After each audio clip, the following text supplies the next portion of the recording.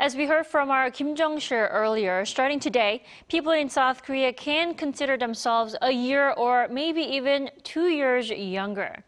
Now, babies born from today won't immediately turn 1 until it's their birthday. For more, we have Professor Chan Suh with us this morning. Good morning. Good morning. Thank you for having me. Thanks for joining us. First off, why is age or counting age considered so important in South Korean society and among South Koreans? I think it is inherited in our Korean culture. It is deeply rooted and embedded in our Korean language. So we have different vocabularies that we can use for senior members and for junior members. So the first thing that even kids ask to each other is their age. And based on this age hierarchy, anyone whose age is younger or older becomes 오빠, 누나, 언니, 동생. And even the so-called MZ generation is also not very free from this culture.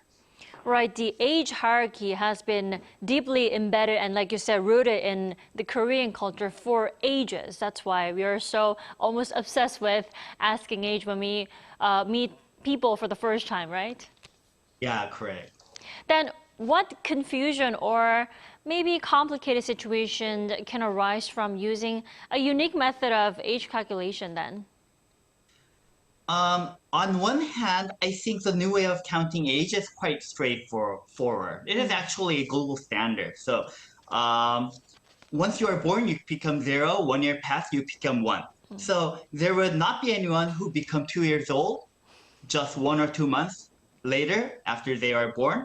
But on the other hand, there may be some confusion in the short term in places where Korean age system has long been used. So at schools, for example, kids are allowed to be enrolled based on their Korean age. So there may be some confusion in the short term, but still, I don't think that this will bring a lot of trouble since there are always some time lag in adapting to a new culture. Right, the international use of counting the age is pretty simple and straightforward, like you said. You don't turn or you don't become a year older until it's your birthday, right? Yeah, I think so. Then let's talk about the so-called new counting system. For us, what positive effect or social impact can we expect from the system? I mean, other than the fact that we're all getting younger. Yeah, by the way, congratulations for becoming 1 year younger. For me, it's actually 2 years. 2 years, so big congratulations. Other than the fact that we feel better, I don't think that the existing age hierarchy would easily fade away though. The authoritarian culture based on age difference would not change dramatically by simply changing the way we count our ages. What we need to become a more democratic society or a more egalitarian society, I think, is to not ask about others' age, just trying to show respect to others regardless of their age or other social background, rather than finding a coherent rule of counting age. Right, because age is just a number, right? Yeah. It's just a different tool to count how many years have passed since we were born. Right. Then how well do you think people in South Korea will adapt to the change? I mean, how smooth will the transition be? I personally think that Koreans are very quick, actually, in following the mainstream.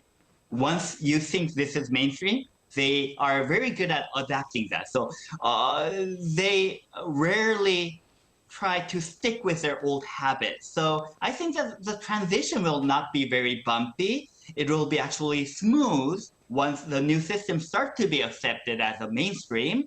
What would not be very smooth would be to change age hierarchy and discrimination based on age, rather than changing the way we count age.